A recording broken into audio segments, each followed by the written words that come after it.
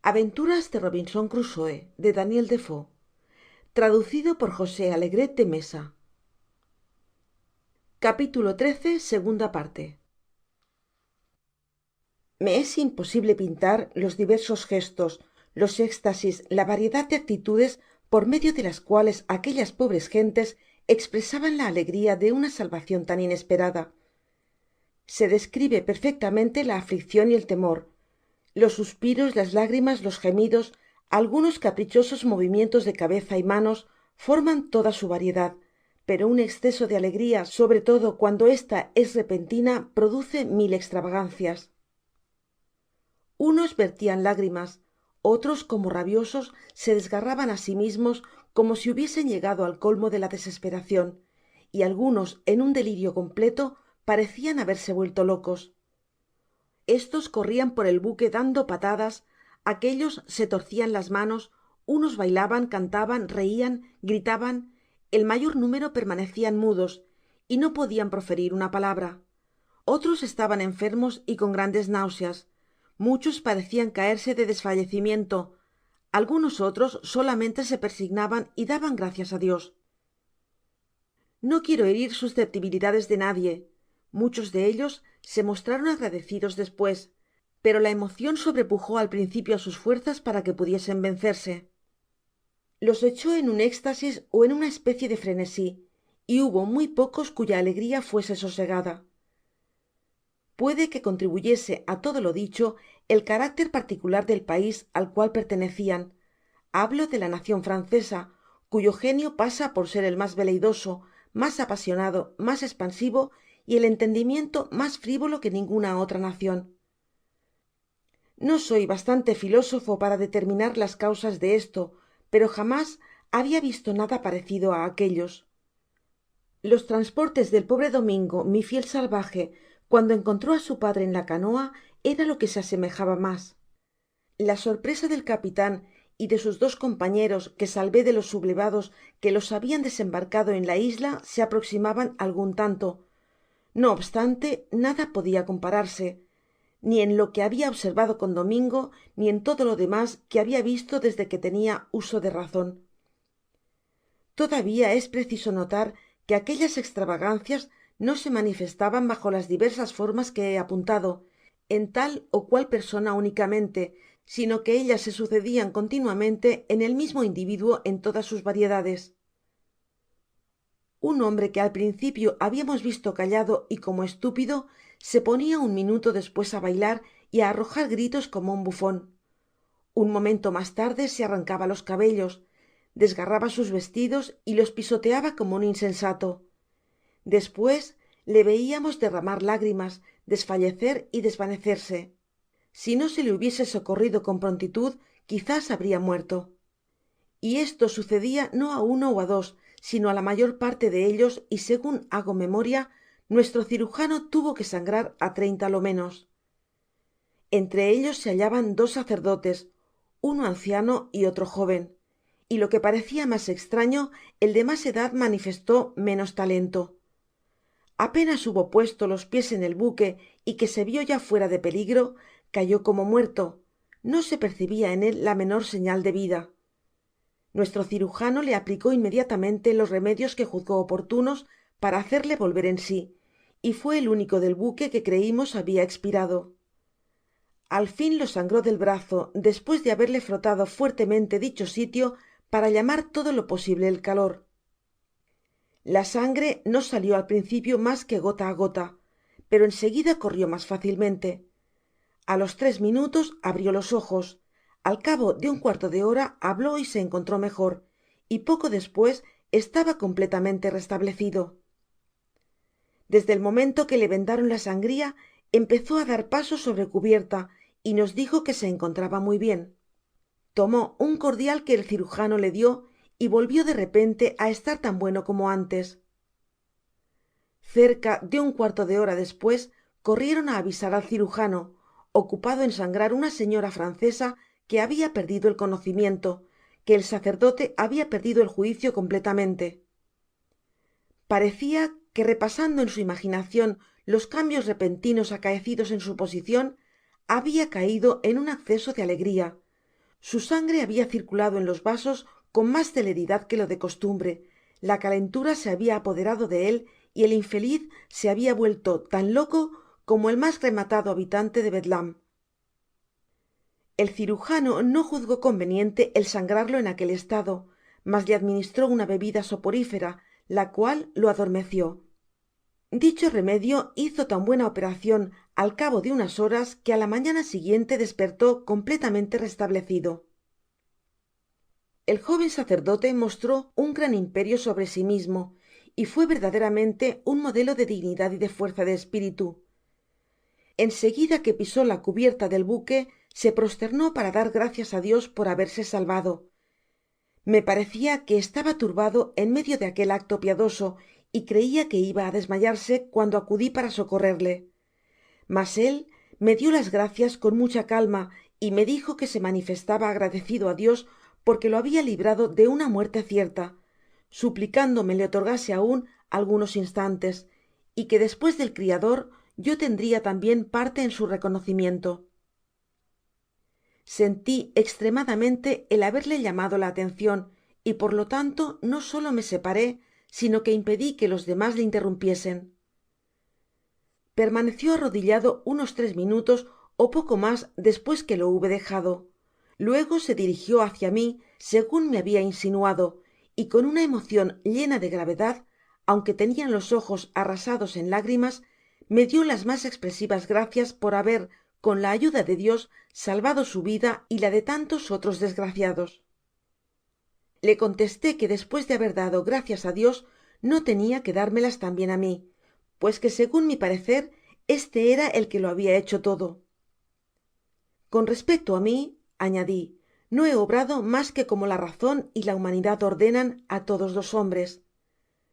Nosotros hubiéramos tenido mas motivos de alabar á Dios que vosotros, porque se ha dignado hacernos los instrumentos de su misericordia hacia un número tan grande de sus criaturas. Despues de esto, el joven sacerdote se ocupó de sus compatriotas, procuró calmarlos, conversó, discutió, raciocinó con ellos y se esforzó eficazmente para que conservasen el uso de la razon. En algunos pudo conseguirlo, mas en otros no, pues permanecieron largo tiempo privados de todo imperio sobre sí mismo.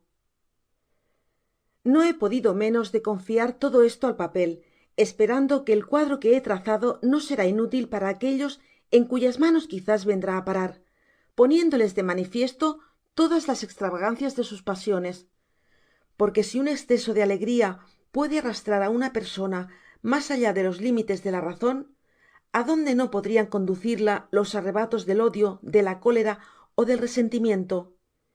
Y efectivamente allí vi cuánto cuidado debemos poner en todos nuestros movimientos, ya provengan de la alegria ó del placer, de la pesadumbre ó de la cólera.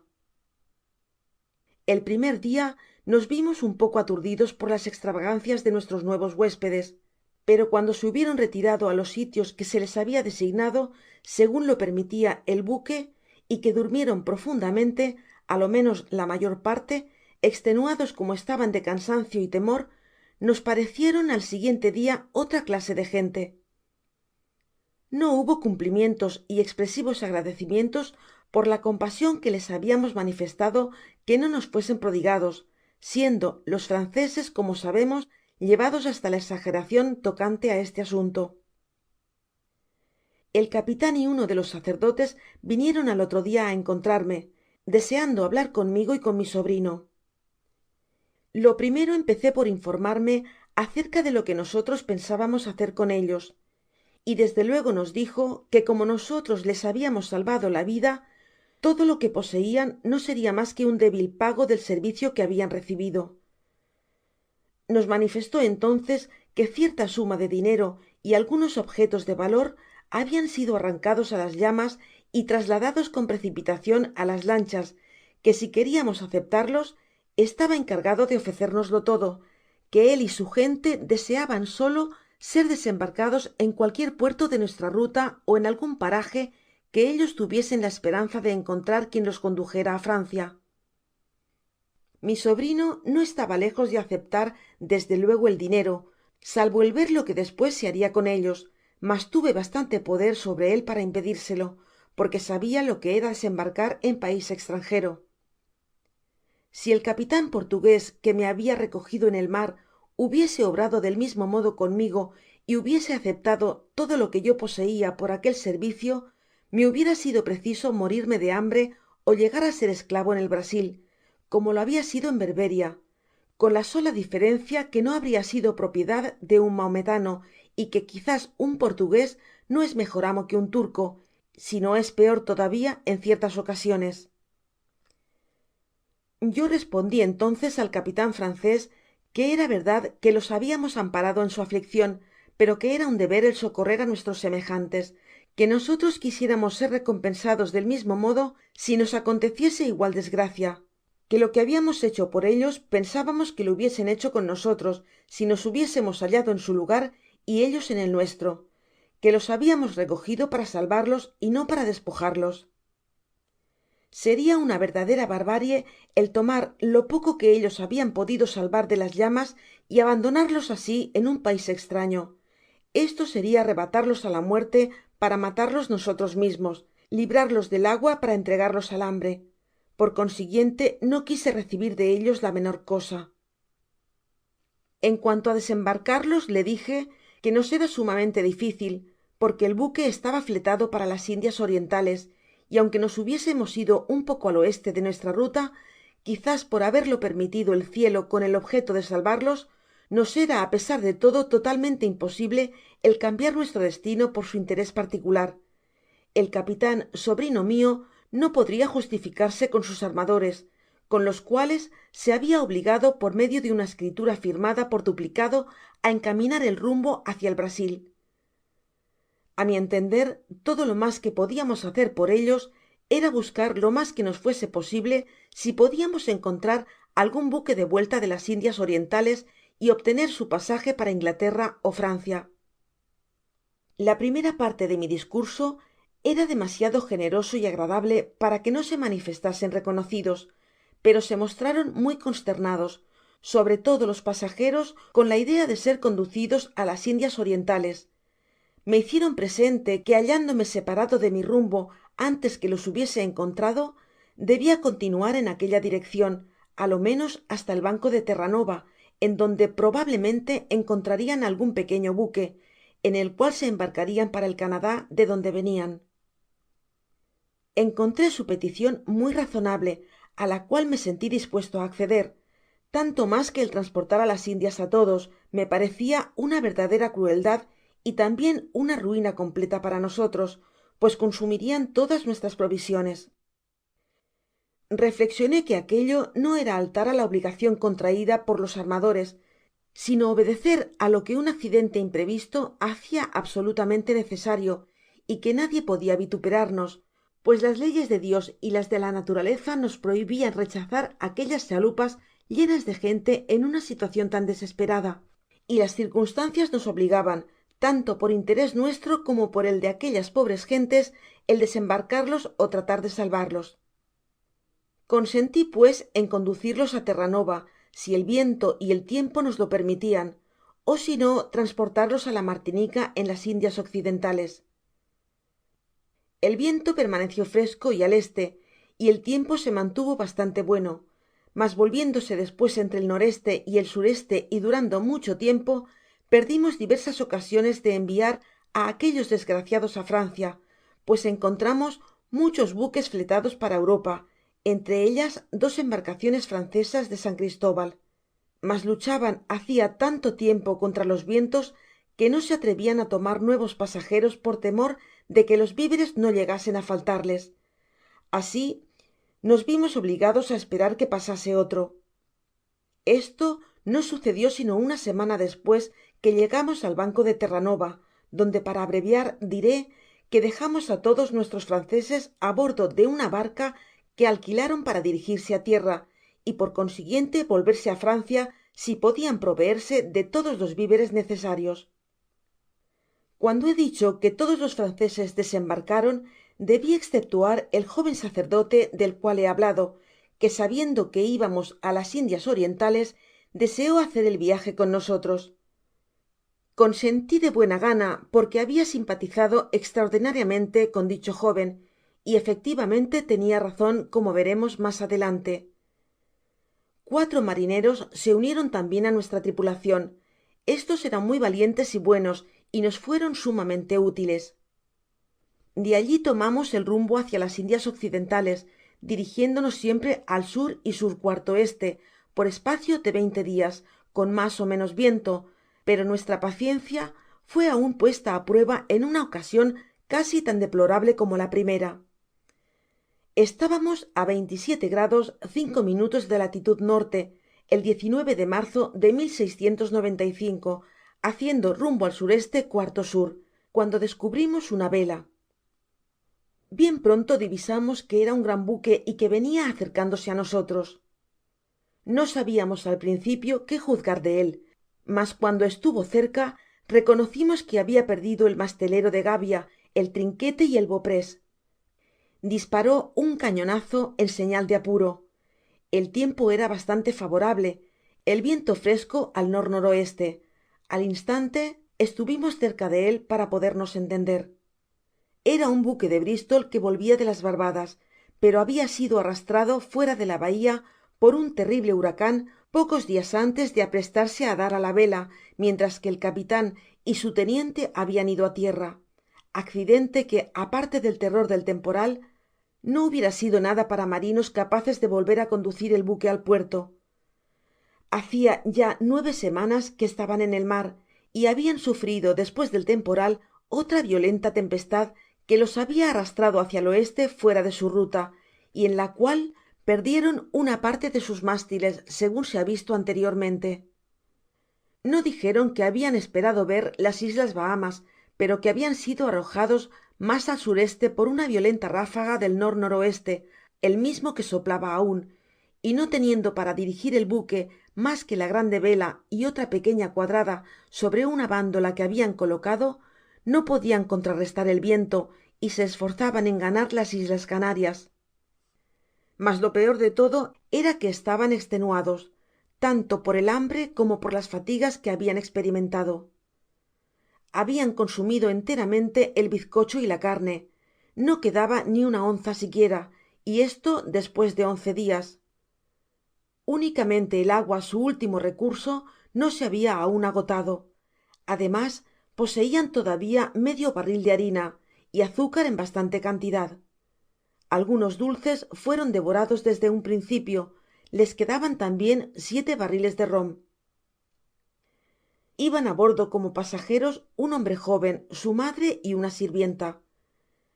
Creyendo que el buque iba á darse á la vela, se embarcaron desgraciadamente la víspera del huracan, y como no les quedaba nada de sus provisiones, estaban en una posicion mas deplorable que los demas, porque los marinos, reducidos al último estremo, no tuvieron, como es creible, ninguna compasion de los pobres pasajeros, cuya miseria era tal que seria penoso el describirla. No hubiera quizás conocido aquella particularidad si mi curiosidad en un momento en que el tiempo estaba hermoso y el viento habia aflojado no me hubiese determinado á visitar aquel buque. El contramaestre, que habia tomado en aquella ocasion el mando del buque, habia venido á bordo y me habia referido que existian en la cámara de popa 3 pasajeros que debian estar en una situacion lamentable. Creo que hayan muerto ya, pues no he oido hablar una porcion de hace dias, y no me he atrevido á llamarlos ó á informarme, no pudiendo aliviarlos en nada. Nos ocupamos tambien en proveer á toda la tripulacion de todo lo que podiamos disponer, y dirigi de tal modo á mi sobrino que hubiera podido abastecerlos aun cuando nos hubiera sido preciso navegar hasta la Virginia ó cualquiera otra parte de la costa de América para proveernos de nuevo, mas no tuvimos necesidad de ello. Entonces se presentaba un nuevo peligro para aquellos desgraciados. Este era el comer demasiado, cualquiera que fuese el alimento que les diésemos. El contramaestre ó comandante nos trajo 6 en su bote. Los infelices parecian unos esqueletos, estaban tan débiles que con dificultad podian levantar los remos. El mismo contramaestre estaba tambien muy enfermo y medio extenuado por el hambre, en atencion á que no se habia cuidado mas que su gente y no se habia proporcionado mas racion que todos los demas. Le adverti que comiese poco á la vez, apresurándome á poner algun alimento delante de él, mas apenas hubo tomado 3 bocados cuando empezó á sentirse peor y cesó en seguida de comer. Nuestro cirujano mezcló entonces con un poco de caldo alguna cosa que debia servirle de alimento y de remedio. Cuando lo hubo bebido se encontró mejor.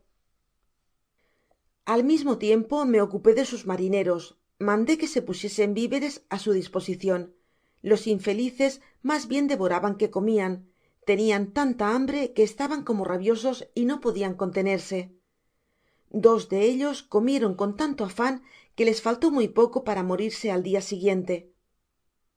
El espectáculo de su desgracia me conmovió mucho y me recordó los terribles momentos de mi llegada á la isla, cuando me veia sin la menor provision y sin esperanzas de procurármela, temiendo ademas servir de pasto á las fieras.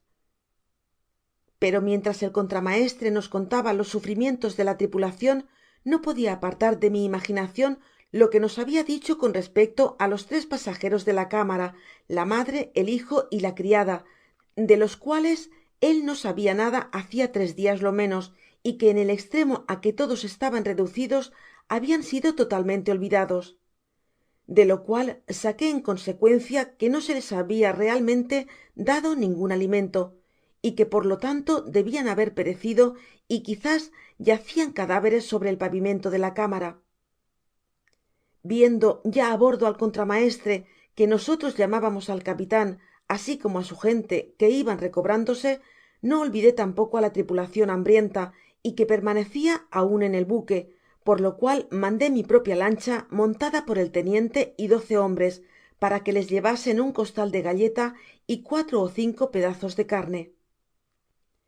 Nuestro cirujano prescribió á nuestros marineros que hiciesen cocer aquella carne en su presencia, poniendo un centinela delante de la cocina para impedir á aquellos desgraciados el que comiesen la carne cruda y la sacasen de la olla antes de que estuviese bien cocida, y en fin de dar á cada uno muy poco de cada vez.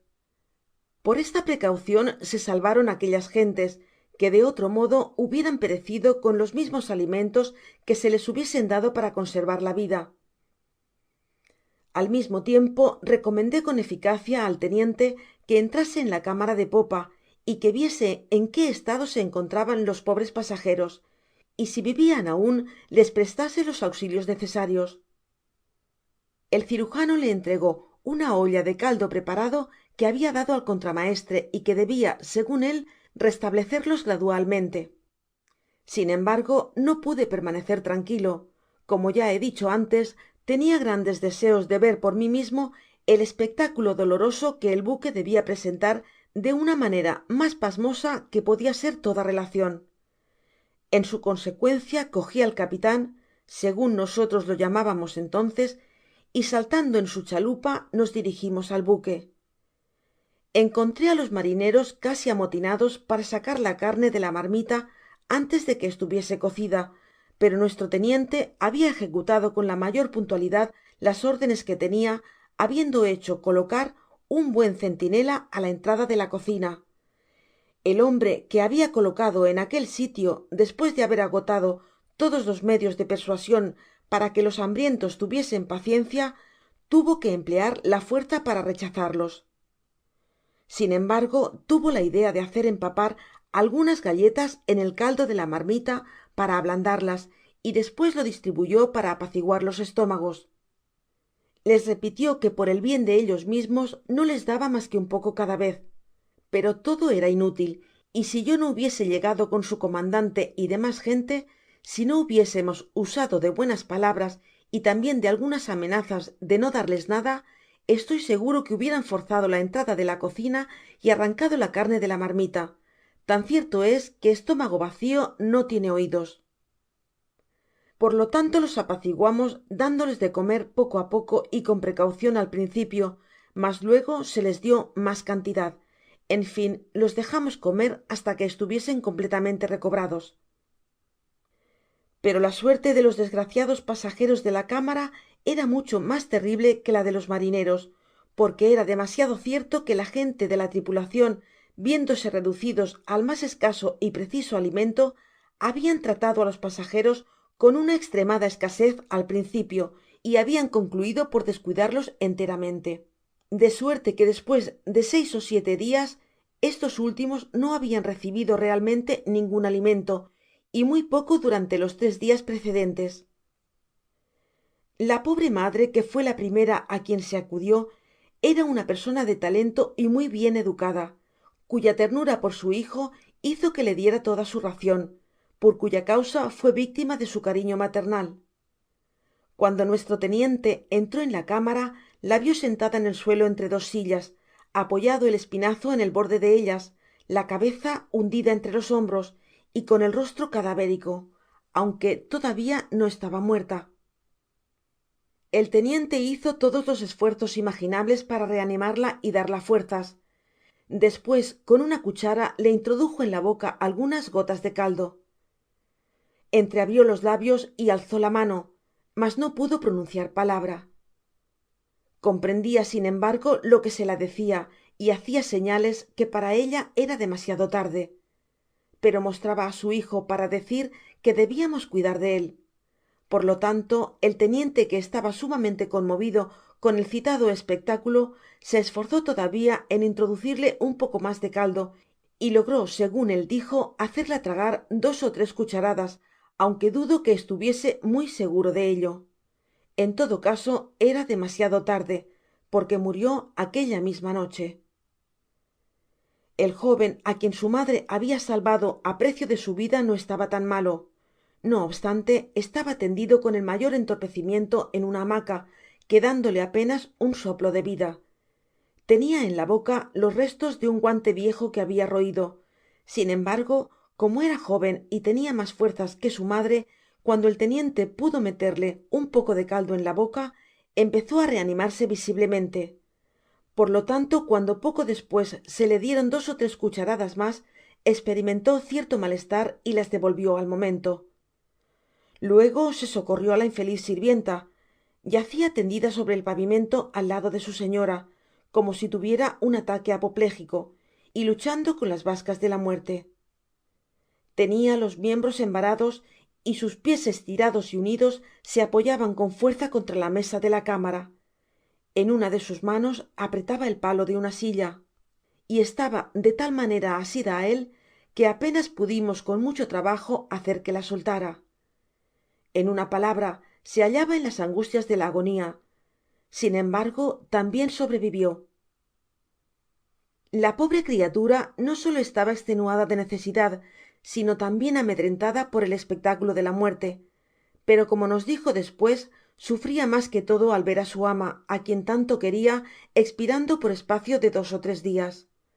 Nos vimos sumamente apurados con aquella infeliz, cuando nuestro cirujano, hombre de instruccion y experiencia, la hubo vuelto á la vida á fuerza de cuidados, teniendo que ocuparse en volverla la razon, pues permaneció largo tiempo casi como loca, como luego se verá.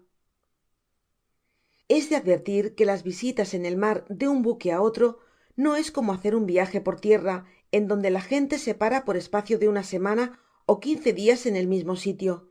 Nuestro deber era socorrer á la tripulacion del buque en sus apuros, pero no quedarnos en él, y aunque ellos deseasen con ahinco llevar el mismo rumbo que nosotros por algunos dias, no teniamos tiempo para entretenernos y navegar de conserva con aquella embarcacion sin mástiles. No obstante, cuando el capitan nos suplicó que le ayudásemos á aparejar un mástil de gavia y á hacer uno mas pequeño de su trinquete, consentimos, segun eran sus deseos, á ponernos al pairo 3 ó 4 dias. Así, despues de haberle dado 5 barriles de carne, 1 de manteca, 2 cajas de galleta, una buena provision de alubias, harina y otros alimentos, de los cuales teniamos bastante provision, y recibido de él en cambio 3 cajas de azúcar, rom y algunas piezas de a los dejamos, admitiendo á bordo á reiteradas instancias suyas al joven y á la criada con todos sus efectos. El jovencito tenia unos 17 años, era un muchacho amable en extremo, muy bien educado, modesto y juicioso. estaba tanto mas afligido por la muerte de su madre cuanto que habia perdido á su padre pocos meses antes de salir de las Barbadas. Rogó al cirujano que obtuviese de mi al sacarlo de aquel buque en donde, segun él decia, tenia por compañeros á los matadores de su madre, y efectivamente se podia decir que lo eran indirectamente, porque ellos hubieran podido conservar un poco de alimento para la pobre viuda desamparada, y de seguro se habria salvado. Mas el hambre no conoce parientes ni amigos, no siente ni remordimientos ni piedad. El cirujano le hizo observar que nuestro viaje seria muy largo, que lo alejaria de todos sus amigos y acabaria de ponerlo quizás en peor situacion que aquella de que nosotros lo habiamos sacado, es decir, á exponerse á morir de hambre. Contestó que poco le importaba á donde iria, con tal de separarse de aquella inhumana tripulacion.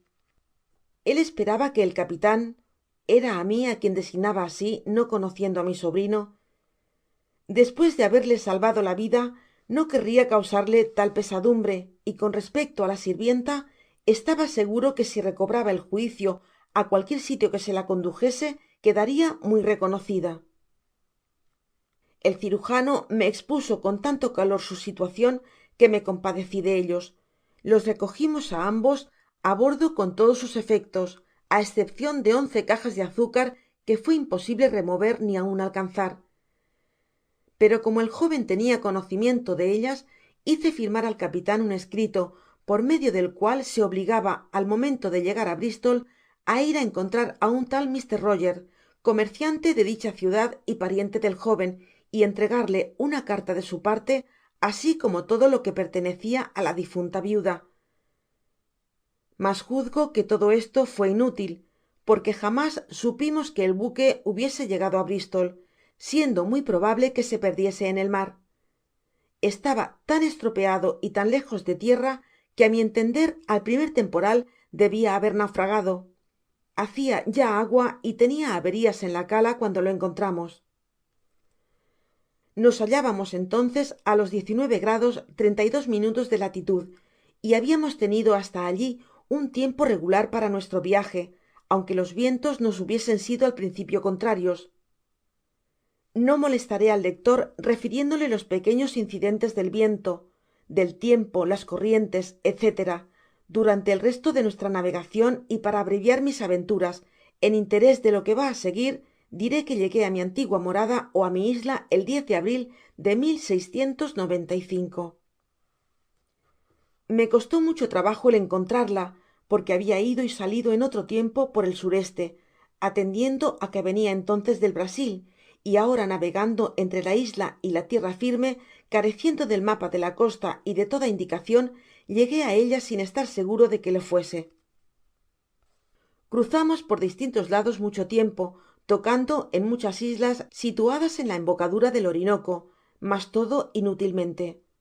Sin embargo, conocí, costeando así la ribera, que habia caido otra vez en un grande error, suponiendo que la tierra que divisaba de mi isla era el continente. Este era una isla de grande extension, ó mas bien una cadena de islas, que se extendian de un lado á otro de la embocadura de aquel inmenso rio, y que los salvajes que iban á veces á mi isla no eran precisamente de los que llamamos caribes, sino isleños y otros pueblos bárbaros que habitaban cerca de aquellas costas. Visité pues sin querer muchas de aquellas islas. Unas estaban habitadas, otras desiertas. En una de ellas encontré muchos españoles que tomé por sus habitantes, pero habiéndoles hablado, supe que un sloop que les pertenecia estaba anclado allí cerca en una pequeña ensenada, que habian ido á buscar sal y perlas si podian encontrarlas, en fin, que vivian en la isla de Trinidad, situada mas al norte, hacia el 10 ó 11° de latitud. Yendo así de una isla á otra, ya con el buque, ya con la chalupa del barco francés que habiamos hallado muy cómoda y que voluntariamente nos habian cedido, arribé por fin á la costa sud de mi isla, y reconoci en seguida el aspecto de aquellos sitios. Hice pues anclar con toda seguridad el buque en medio de la pequeña bahia cerca de mi antigua habitacion. En el momento que descubri aquellos lugares, llamé á Domingo y le pregunté si sabia donde estaba. estuvo mirando un rato á todas partes, luego de repente palmoteando se puso á gritar: oh sí, allí está, oh sí, allí, y señalaba nuestra morada. Entonces empezó á brincar y saltar como un loco, y me vi muy apurado para impedirle que se arrojase al mar para llegar á la orilla á nado. Y bien, Domingo, le dije, ¿piensas que encontremos aquí á alguno todavía? ¿No piensas volver á ver á tu padre?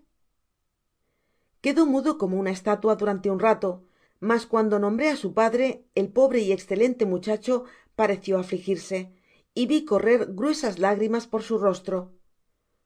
¿A qué viene esto ahora, Domingo?, le pregunté. ¿Sientes ver á tu padre? No, no, dijo meneando tristemente la cabeza. Yo más verle no, jamás verle ya. ¿Por qué dices eso, Domingo? Oh, no, no. Él muerto tiempo ya, mucho tiempo. Él ser muy viejo. Vamos, vamos, Domingo. Nada se sabe de positivo, pero encontraremos aquí algún otro de nuestras gentes. Tenía al parecer mejor vista que yo, porque mostrándome el peñasco que estaba encima de mi antiguo castillo, se puso á gritar, aunque estábamos todavía á media legua de distancia: vernos, vernos, sí, sí, vernos muchos hombres allí, allí, allí. Miré, mas no vi nada, á pesar de mi anteojo, que sin duda no dirigia bien, pues Domingo tenia razon, segun supe al dia siguiente. Habia en dicho sitio efectivamente 5 ó 6 hombres reunidos, ocupados en mirar el buque y sin saber qué juzgar de él. Tan pronto como Domingo me hubo asegurado que veia gente, hice enarbolar el pabellon inglés y disparar 3 cañonazos para darles á conocer que éramos amigos, y luego vimos elevarse humo del lado de la pequeña bahia. Mandé inmediatamente echar al mar el bote y me embarqué con Domingo, llevando una bandera blanca ó de paz, y nos encaminamos á tierra. Iba acompañado tambien del joven sacerdote, del cual he hablado antes. Le habia referido mis aventuras, mi modo de vivir en aquellas regiones y las diversas particularidades relativas á mi persona y á las gentes que habia dejado allí, por lo cual me manifestó grandes deseos de ir conmigo. Iban tambien acompañándome 6 hombres bien armados para el caso de encontrar nuevos huéspedes que me fuesen desconocidos, mas no tuvimos necesidad de las armas. Como nosotros llegamos al momento del flujo estando la marea alta, entramos directamente en la bahia. Capítulo